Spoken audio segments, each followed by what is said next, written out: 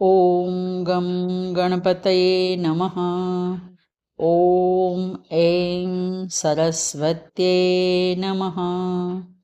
નારદ ભક્તિ સૂત્ર. આગળ આપણે 24 સૂત્રો જોયા છે.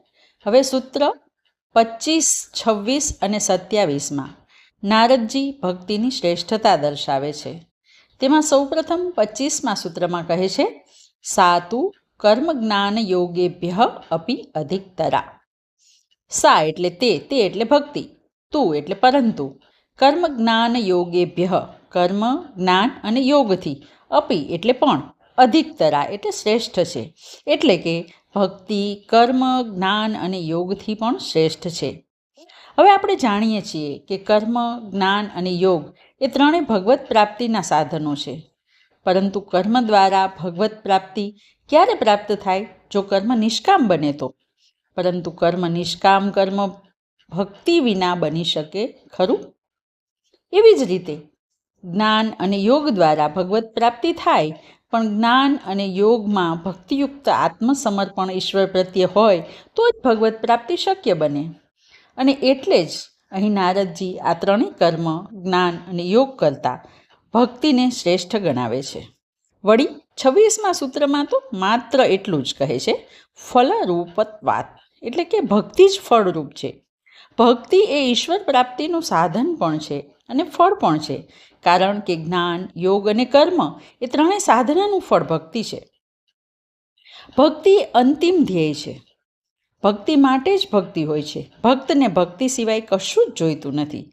તેથી જ ભાગવતમાં ભગવાન કહે છે, ન સાધયતી મા યોગો ન સાંખ્યમ ધર્મ ઉદ્ધવ ન સ્વાધ્યાય તપસ્ત્યાગો યથા ભક્તિર્મમોર્જિતા.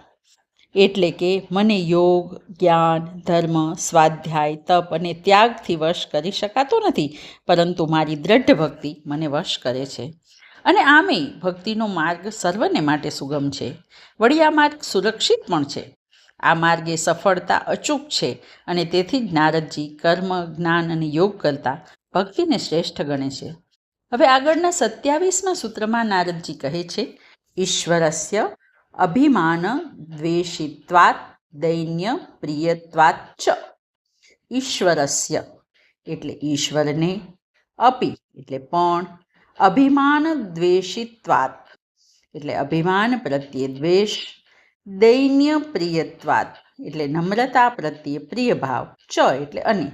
ઈશ્વરને પણ અભિમાન પ્રત્યે દ્વેષ ભાવ અને નમ્રતા પ્રત્યે પ્રેમ ભાવ છે. ઈશ્વર એ જ ભક્તનો એકમાત્ર સહારો છે. ભક્ત ઈશ્વર સાથે એકતા પ્રાપ્ત કરે છે એટલે શાંત અને પ્રસન્નચિત્ત રહે છે. તેનું હૃદય પ્રભુ પ્રેમથી ભરાઈ જાય છે. પરંતુ જ્યારે કોઈને પોતાની સંપત્તિ સ્થાન જ્ઞાન વગેરેનું અભિમાન થાય, ત્યારે પરમાત્મા તેને નિકટ આવવા દેતા નથી. ઘણી વખત જ્ઞાનીઓ અને યોગ્યોને પણ પોતાની સિદ્ધિઓનો અહંકાર આવી જાય છે. અને જ્યારે અહંકાર આવે છે ત્યારે પતન શરૂ થાય છે. નમ્રતા એ મહાન સદ્ગુણ છે. જેનામાં નમ્રતા હોય એ બધાના હૃદય જીતી લે છે. તો પ્રભુને તેના પ્રત્યે પ્રીતિ થાય તેમાં શું નવાય? એટલે જ કહેવાયું છે ને, અકડે રહેના મુર્દો કી પહેચાન હૈ ઓર ઝુક જાના જિંદા દિલી કા નામ હૈ. અને આવો જિંદાદિલ ભક્ત ભગવાનનું પ્રિય બની જાય છે. હરિઓમ તત્સત.